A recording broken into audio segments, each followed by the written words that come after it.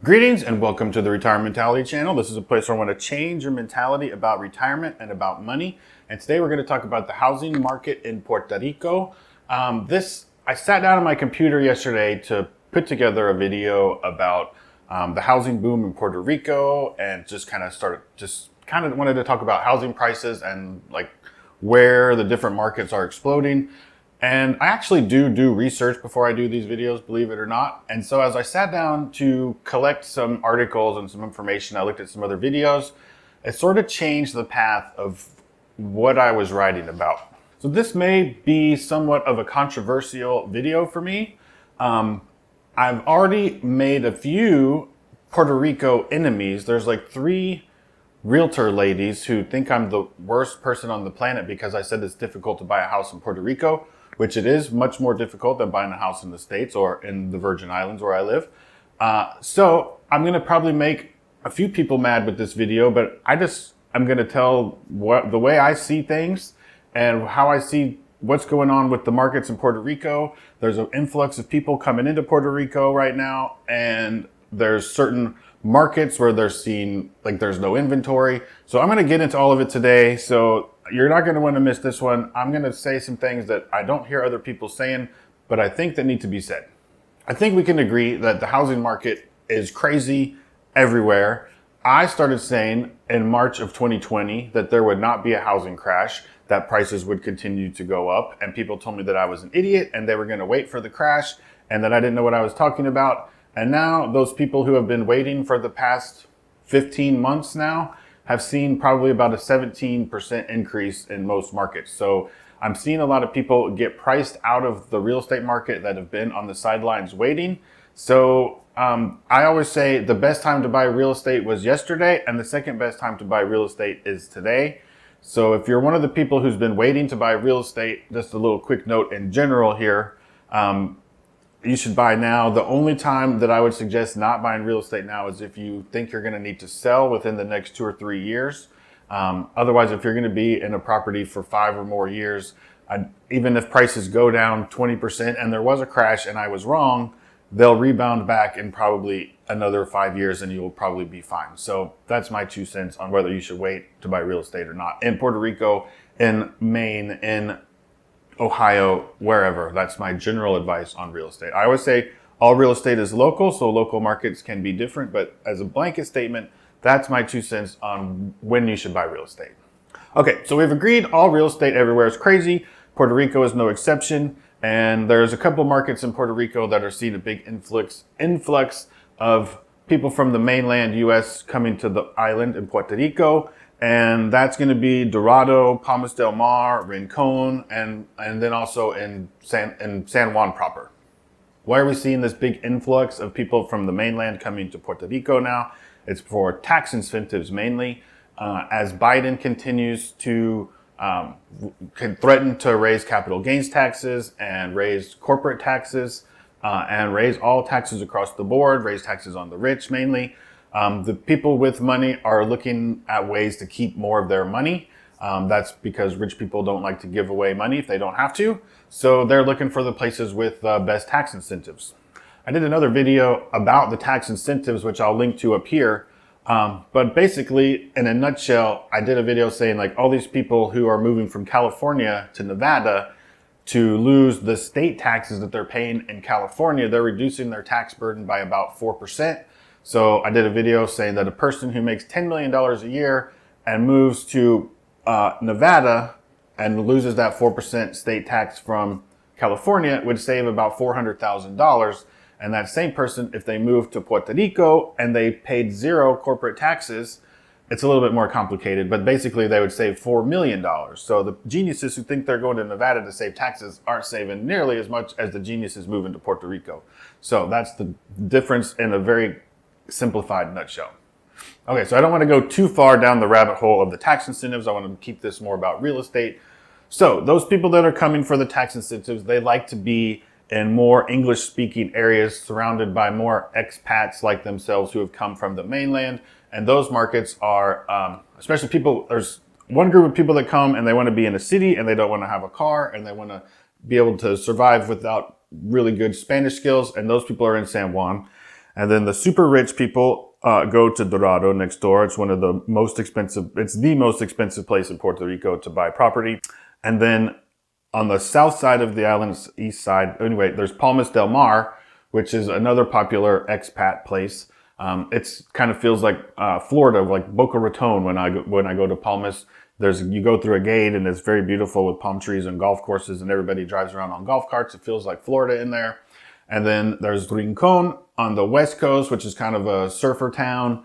And it's a big expat community. And you'll understand my air quotes in a minute over there. So those are sort of the main expat communities in Puerto Rico. Okay, let's start getting into the controversial stuff. Let's get some people mad. For my haters, you can go ahead and just hit that dislike button down there right now. If you're really mad, hit it twice. That'll really teach me a lesson. Okay, I've been tiptoeing around some phrases and some terms like mainlander and expat because this is where the controversy starts to begin. And this is where I think a lot of the controversy is coming, guess what, from the media. They're trying to, I think, put a wedge between people yet again and divide us. Divide and conquer seems to be their main objective of every piece of reporting that's out there. Although when I see some of the comments on these articles, there is a true divide. So I don't want to say that there's not really a divide. I hope that we can figure out how to close the gap a little bit. And that's really the point of this video. I'm not here to piss people off.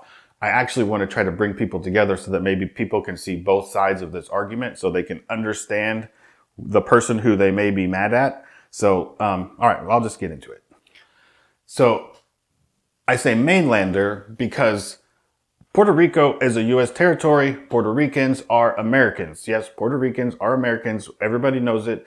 But when the rich people are moving to the island, all the articles keep saying rich Americans infiltrate island.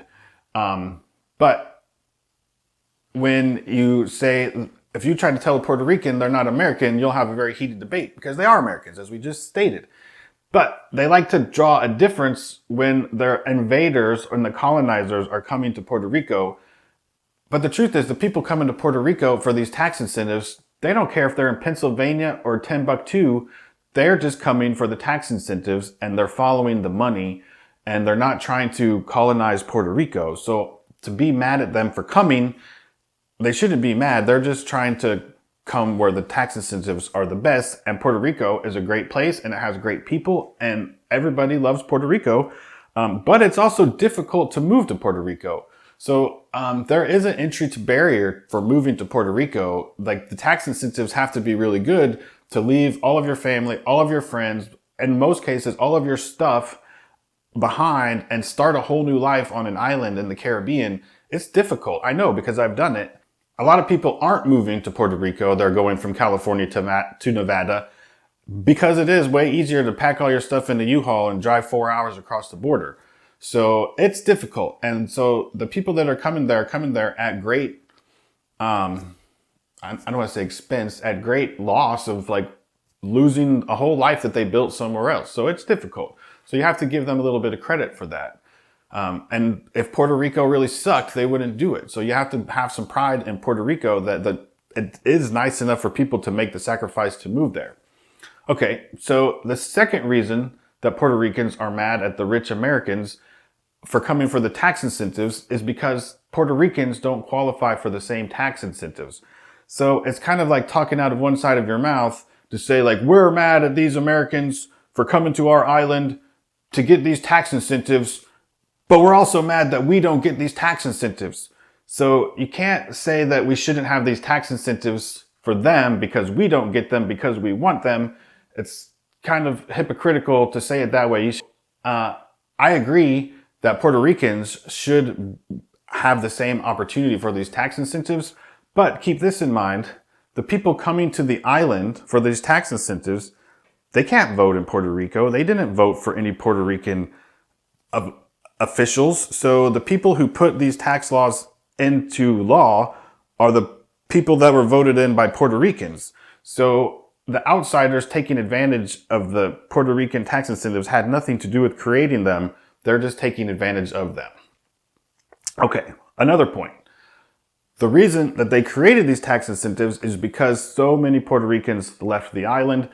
because of low opportunity, because of hurricanes, because of earthquakes, because of many horrible circumstances that have been happening in Puerto Rico. It's caused a brain drain on Puerto Rico, and all of the talented people, not all of the talented people, but a lot of the talented people have left to go to the US to get higher paying jobs. So that's another reason that they created this tax incentive, was to get more people to come into the island with money, to spend money, to stimulate the economy. The only thing that stimulates economy is money. So that's the reason they're coming. They're actually coming. The people who are coming actually think they're coming to help. And the people that are mad at them for coming, the people coming don't understand why you're mad at them. They're like, we thought we were coming to bring our money here to infuse capital into the system to actually help Puerto Rico. And then these people are saying, hey man, we don't want your stupid money here. We want to keep Puerto Rico, Puerto Rico. So there's, I don't know. The people coming aren't mad at the Puerto Ricans. They just don't understand why the Puerto Ricans are mad at them. So hopefully people watching this will maybe pick up a little bit on what's going on here. Let's rip the rest of the Band-Aid off now and just expose all of the tender spots in this whole conversation. And the other complaint that the Puerto Ricans have is about gentrification, and that all of these rich Americans coming to their island with all this money are causing gentrification, or gentrifying the neighborhoods of Puerto Rico and displacing Puerto Ricans out of their neighborhoods, and they're not going to be able to live there anymore. That's happening probably a little bit in some places. I'm going to probably mispronounce this name, and I apologize if I do. But there's a woman named Bianca Graulau. I'll put a link to her video. She does really great videos. She has good cinematography. She has great editing. She does good videos. I don't always agree with the things that she says in her videos. Like she did a video that said that Puerto Rico was sinking. And so she has a new video out that is about gentrification in Puerto Rico.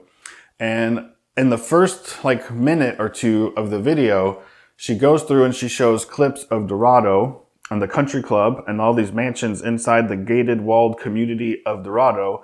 And then she shows pictures of the neighborhood adjacent to that country club with all these run down houses. And her point is that they're gentrifying Puerto Rico, and these people in these rundown houses are mad at all these rich people moving into the walled community. But there's no gentrification happening there. The people are staying inside of the walled community, and the people next door are not seeing any gentrification in their neighborhood. And so they're mad because it seems like there's not gentrification happening. The money's not spilling over into their neighborhood. The money's being spent in the community, but it's not fixing up the houses next door to the rich people's houses. So it's another place that seems like there's a little bit of hypocrisy in that they're claiming gentrification is happening, but then if it's not happening in their neighborhood, then they show these crappy houses next to these mansions, and they're like, look how crappy these houses are next to these mansions. It's not helping them. I don't know. It seems like a contradiction to say gentrification is happening and then show the houses next to the most expensive place in Dorado. But they just sold a house in Dorado for over $30 million. A family from California bought it. And then they make a point that 1/3 of Dorado lives below the poverty line. So you can't make the claim of gentrification and then show it's not happening in my neighborhood and we're mad about all these rich people over here. So I'm sure there are other neighborhoods where there's an influx of people coming in and buying up houses and fixing them up, and it could be causing some prices in some neighborhoods to go up. But I don't see it being a problem that's going to displace any Puerto Ricans or cause whole towns to in Dorado, the prices have gone crazy and there's no inventory right now. I pulled up point to point. We can go into it here. I'll pull it up on my computer and I'll bring you in there. And I may be lying because I'm going to have to go into my computer. I don't have it in front of me now, but I think there was 10 houses for sale in Dorado, and I think 4 of them are under contract. And I'll pull up the same point to point website and we'll go into Palmas del Mar. And again, I don't have it in front of me, but I'll pull it up and kind of scroll through here so you can see it. I think there was 20 houses for sale in Palmas, and I think 7 of them are under contract. So about 30 to 40% of the available properties are already under contract, and there's very limited supply out there. So if you want to move to Dorado, and you want a house, you have 6 choices, and the prices ranged from 600,000 to 6 million. So there's not a lot of variety in there for choices. If you have in Palmas del Mar, it's the same situation. But those prices in Dorado or in Palmas are not displacing the Puerto Ricans that they're worried about the gentrification happening. Those areas are already as gentrified as they're going to get. So I would like, if you know of a town, if you live in a town or you live in a neighborhood where gentrification is happening, leave me a link in this video and I will go and I'll look at it and I'll research it and I'll come back and I'll talk about it if you want.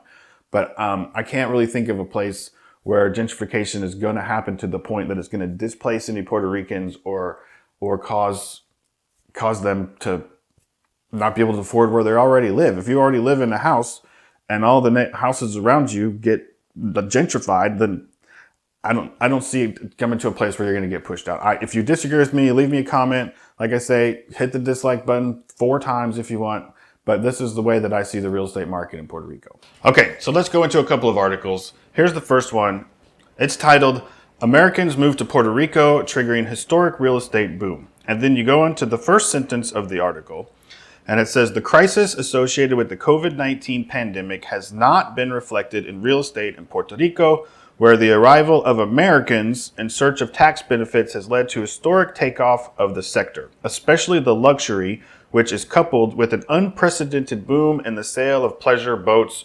So here they're making the distinction between Americans and Puerto Ricans, and then it's like they're coming, invading the island, and also it goes into talking about how yachts prices are also going up because Americans are buying up all the yachts. Here is an article from Time Magazine. Look at this big picture here. Yankee go home with the Puerto Rican flags in black. So this article talks about influencers, developers, crypto tycoons, how Puerto Ricans are fighting back against the outsiders using the island as a tax haven. I don't know do you think that article sounds a little bit divisive? And then it just goes right into talking about Logan Paul, who everybody loves to hate. Logan Paul said that he announced to his 20 million podcast followers that he was leaving LA to move to Puerto Rico. So then it goes into a quote from this woman named Maria Torres Lopez, who moved to Florida 20 years ago to seek better economic opportunity for her and her family. So when the Puerto Ricans leave Puerto Rico to find better economic opportunity and they go to America, that's okay. But when it goes the other direction, it's not okay. So she says, if anybody needs to be moving and buying in Puerto Rico, it needs to be the Puerto Rican people who had no other choice but to leave. She says, I didn't want to leave. I wanted more, and my country wasn't able to give it to me. So this is coming from somebody who left Puerto Rico to find better economic opportunities. And I don't know this woman's, her economic situation, but there could be ways that she could have created jobs, started a business. It says that now she's started a nonprofit. What does it say? It says, since then, she started Diaspora en Resistencia. Sorry for my Spanish pronunciation. But it's a nonprofit that encourages Puerto Ricans overseas to get politically engaged. By overseas, I would guess they mean in America, but that doesn't make very much sense. I'm not going to read the whole article, but I'll just go one more paragraph down where it says, for Torres Lopez and others fed up with the influx of rich mainlanders, the internet celebrity's announcement was a fresh call to action. The grassroots activist collective #Abolish Act 60, Act 60 are the tax breaks, whose name refers to the tax break laws, has started to ask for, quote, gringos to go home and for Governor Pedro Pierluisi to end the incentives. The governor of Puerto Rico, this is a quote, the governor of Puerto Rico, Pedro Pierluisi, is trying to make our Patria into Singapore, the collective whose members are anonymous wrote on Instagram in March. So I'm not going to go, this article goes on to say that the government says they need more money, and I'm not going to go into all the statistics about how much money Act 60 has brought to the island, but I will show you these statistics.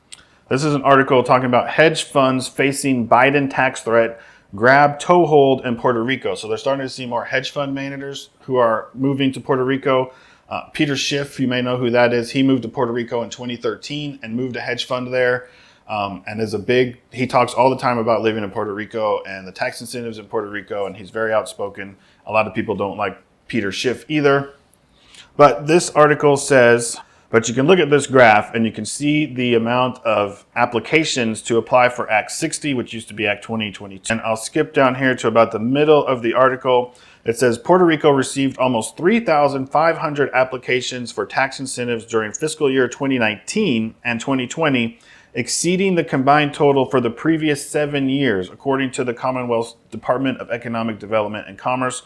More than 1,000 applicants were filed during the 6 months through March, an agency spokeswoman said.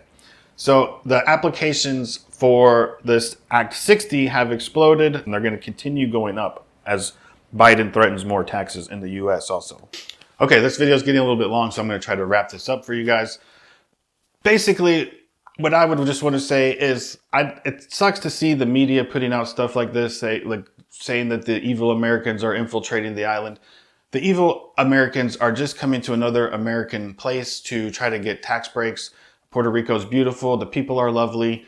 I know that some people are mad about it, but hopefully they can see that the people aren't trying to come and oppress the Puerto Rican people. They're just trying to come and pay less taxes to the federal government. If Puerto Ricans want to be able to take advantage of these tax incentives, they should be pressuring their politicians to offer these incentives to Puerto Ricans. I am all for that. Canceling this whole thing altogether. If they got rid of Act 60 and all of the rich people left and took their money with them, back, I don't remember the dates right now off the top of my head. I wasn't going to put this in this video, but the pharmaceuticals got tax breaks in the 80s to move their companies. It was called Tax Act 936. And pharmaceutical companies got tax incentives to move to Puerto Rico. And when they did that, unemployment dropped drastically. Puerto Rican wages went up. Quality of life went up for Puerto Ricans. All these jobs got brought to the island, and almost like 90% of pharmaceuticals were produced in Puerto Rico. And then I think in 1996, I'm going off the top of my head, Bill Clinton ended this tax act, and all the pharmaceuticals pulled out because, again, it's not easy to be in Puerto Rico. They had problems with water distribution. They had power outages. They had problems attracting workers to Puerto Rico and getting qualified people in Puerto Rico to come and work. So the minute that the tax incentives were ended for the pharmaceutical companies, they were out. They skedaddled. Now that's why most of our drugs come from China, and India has become a big player in the pharmaceutical market as well. So, and that was a big blow to the economy in Puerto Rico and to Puerto Ricans, and their wages went down and their unemployment went up, and they haven't really recovered. There's articles that say that the economy of Puerto Rico hasn't recovered from when the pharmaceuticals pulled out. So the rich Americans who have moved there with all of their money, and the hedge funds and the crypto guys and the influencers, they're obviously not contributing as much as the pharmaceutical as a whole did to Puerto Rico. But if they all pull out, they are going to leave a hole in the economy, and they're going to take a lot of money with them. So I think it's in Puerto Rico's best interest to try to figure out ways to attract anybody to the island. And that's the first idea they came up with, was this Act 60, which was Act 2022. So unless Puerto Rico can figure out a way to generate more income and attract people to the island, I don't know what else they can do. So I think it's personally a bad idea to end Act 60. This was supposed to be a real estate video. I try not to go down this rabbit hole of too much into the tax act. But if you're looking to move to Puerto Rico, there are still good deals in Puerto Rico. The market is going crazy, especially if you want to be in Dorado, Palmas, Rincon, San Juan. If you want to get out into the country a little bit, you're going to find better deals. But I've been watching because I'm looking for probably a second house in Puerto Rico, and I am seeing more and more under contract optioned ads popping up when I'm looking in the places that I'm looking at. So if you're thinking about it, you better hurry. I would start to move earlier than later, but prices are still good in Puerto Rico. Puerto Rico is a wonderful place. I have videos I'll link to up here and in the description on how to buy property in Puerto Rico. You can search through my other videos. I have lots of videos on many different topics about real estate in Puerto Rico. So if you're new to the channel, I hope you'll consider subscribing. If you thought everything I said was bullshit, you can hit the dislike button down there. Doesn't hurt my feelings. I'm sure I'll get some rude comments. I'll leave them down there for everyone to see. Unless they're too bad, then I'll delete them. So if you want to leave me a rude comment, don't get too crazy or I'll just delete it. So that's it. Subscribe to the channel. If you keep supporting me, I'll keep putting out content like this. And my goal with this video was to try to hopefully bring people together so that they could see both sides of this. I don't know if I did a good job or not. I guess we'll find out. But thank you, and I'll see you in the next video.